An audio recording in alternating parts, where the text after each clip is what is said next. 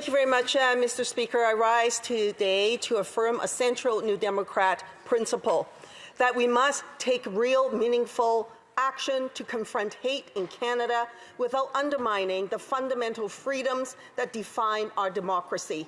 The Canadian Civil Liberties Association and more than 40 civil society organizations raised the red flag that the language in Bill C-9. And I quote, they say that it could be used to criminalize peaceful protest and silence unpopular expression. Instead of meaningfully addressing these concerns, the truncated committee process did very little to improve the bill and actually made the bill worse by removing the Criminal Code's good faith religious defense without putting any adequate measures in its place, end quote. New Democrats couldn't agree more. We understand that both the urgency of addressing hate and the necessity of protecting civil liberties. Let me be clear. Hate is real. It is rising. It is harming communities across this country, racialized communities, Indigenous peoples, and members of the 2S LGBTQ2+ IA community. But the legislation must be precise, effective, and just. It must target the actual sources of harm, not cast a wide net that risks criminalizing legitimate expression and dissent. And that is why we continue to have serious concerns with the bill before us. In fact, the member from Nunavut, on behalf of the NDP, tabled amendments at committee to try and address some of those concerns, but all those amendments failed. The NDP position, as articulated by the member from Nunavut, remains the same. The NDP, quote, and let me quote her, the NDP believes the federal government must take comprehensive action to fight the rising tide of hate in Canada. Yes, we need to combat hate, but we do not need to criminalize people speaking up, and we definitely do not need to keep them jailed for longer. I am disappointed that this bill does not address the violent activities of the growing white nationalist movement.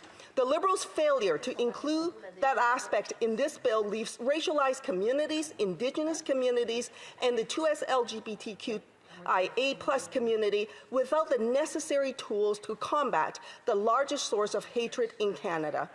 We are in polarizing times for many reasons. People are either for or against Palestine. They're either for or against Israel. Our public discourse must not give us fear that we will be criminalized. This bill seems to be more about criminalizing people who speak out than it is about addressing the growing racism against racialized people, end quote. Speaker, this is a profound critique and one we must take seriously. In fact, at committee, this important question was asked of the minister from the member from Nunavut, and I quote, Wet'suwet'en land defenders were criminalized. Nunavut land defenders were on the verge of being criminalized. Why? It was because they were protesting government decisions. It's in about a week in 2024, between August 29th and September 8th, Canadian police killed 6 First Nations peoples. Racialized people in this country have a similar experience with law enforcement. This bill requires that Canadians trust that the police will know when an action is motivated by hate and when it is not. Could the minister respond by sharing what safeguards protesters will have that ensure that law enforcement does not use these new powers to criminalize protesters, end quote. Well, no satisfactory answer was provided by the minister, and this is not just theoretical. Just yesterday, CBC exposed the RCMP's, quote, native extremism program, end quote, where dozens of First Nations leaders were put under surveillance by the RCMP, labeled as extremists. Not based on credible threats, but a sweeping, intrusive campaign that treated legitimate political advocacy for land rights, self-determination, and fair treatment as something to be monitored, controlled, and even disrupted, with jaw-dropping intelligence dossiers stuffed with documents, wiretaps, paid informants, covert operatives with code numbers. The operation aimed to divide movements, withdraw funding, and interfere with organizing in violation of their right to the freedom of association and political expression and privacy. Let us be very clear, in a democracy, disagreement is not a threat. It is a necessity. Protest is not a crime, it is a right. Indigenous leaders fighting for their land rights for self-determination, fair treatment is not extremism. Bill C-9 opens the door wide open for Canada's institutions to continue to engage in these nefarious operations. How can we be certain that those who dare to oppose the government's Bill C-5 on major projects that has already trampled on the rights of Indigenous peoples will not be criminalized under Bill C-9?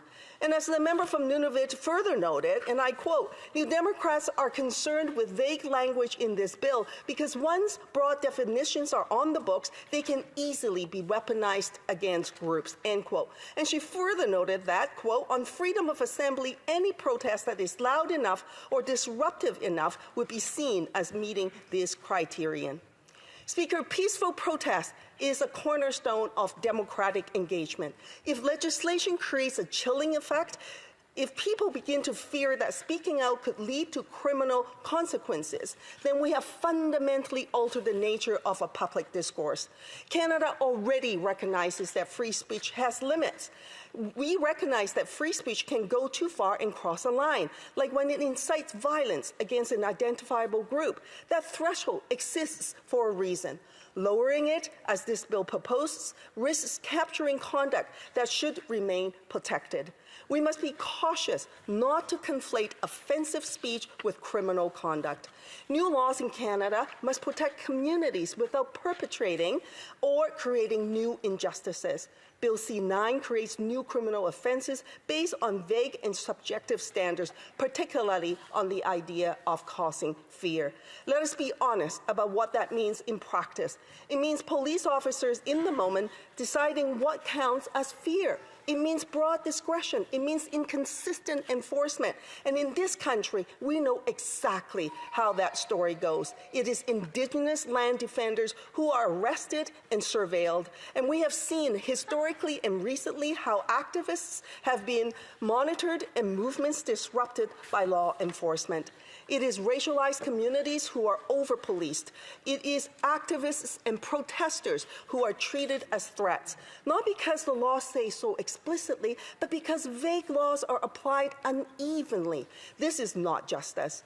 The member from Nunavut is correct to say that, quote, the bill is, in its current form, gives too much discretionary power to law enforcement, allowing for subjectivity, end quote. Speaker, I should know that Canada is not starting from zero when it comes to addressing hate.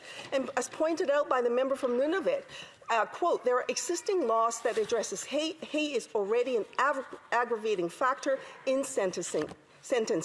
End quote. In fact, the criminal code already contains robust provisions, including offenses related to disturbing religious worship, mischief against religious property, criminal harassment, uttering threats, intimidation. So what is this bill actually doing? And the member from Nunavut rightly pointed out, the bill would increase maximum sentences to 5 years, 10 years, 14 years, and even up to life imprisonment. So let me be very clear, there is no credible evidence that longer sentences deter hate crimes, none. What reduces crime is prevention, is stability, it is investment in community, housing, mental health care, education, opportunity. Evidence-based policy requires us to ask whether these measures will actually reduce harm or simply expand the reach of the criminal justice system in ways that may be counterproductive. I conclude by returning to where I began. New Democrats are committed to fighting hate unequivocally. We believe in protecting communities, confronting extremism, and building a more inclusive society. But we also believe in getting this policy right. We believe that legislation must be targeted, evidence-based, and consistent with the Charter. And it must address real threats like organized white nationalist violence, not cast overly broad nets that risks infringing on fundamental freedoms. And that's why why, as noted by the member from Nunavut, when she wore the NDP banner, quote, with all the alarm bells going off about this bill, the NDP cannot support it in its current form. Speaker, that remains our position. The NDP will not support measures that compromise the civil liberties, expand punitive approaches without evidence, or fail to address the root causes of hate. Canadians deserve better. The NDP will remain principled and firm on the issue, and we will oppose Bill C-9. Questions and comments. Question and commentaire. The member for Hamilton West, Ancaster Dundas. Thank you, Mr. Speaker, and I do appreciate the speech and the comments from the member opposite. As a member from Hamilton, we have a very strong activist community that push the boundary on a number of issues, and as they should have every right to do, and I appreciate their contributions. However, in this context, I want to focus in on the member's comments about white nationalist and white supremacy movements growing in Canada.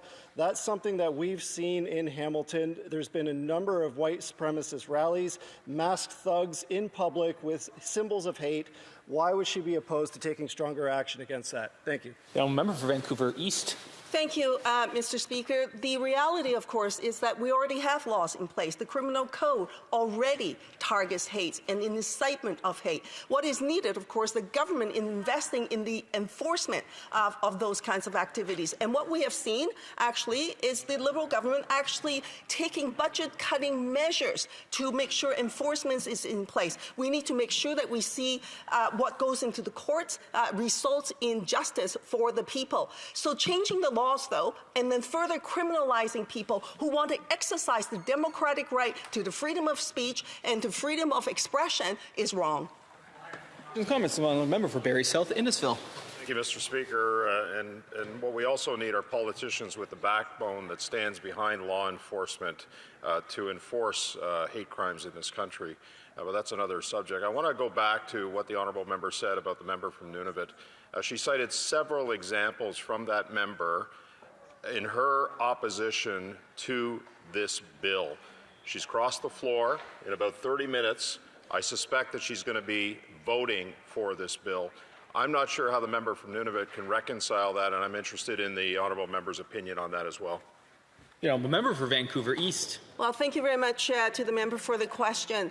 For me, as a New Democrat, my principles don't change.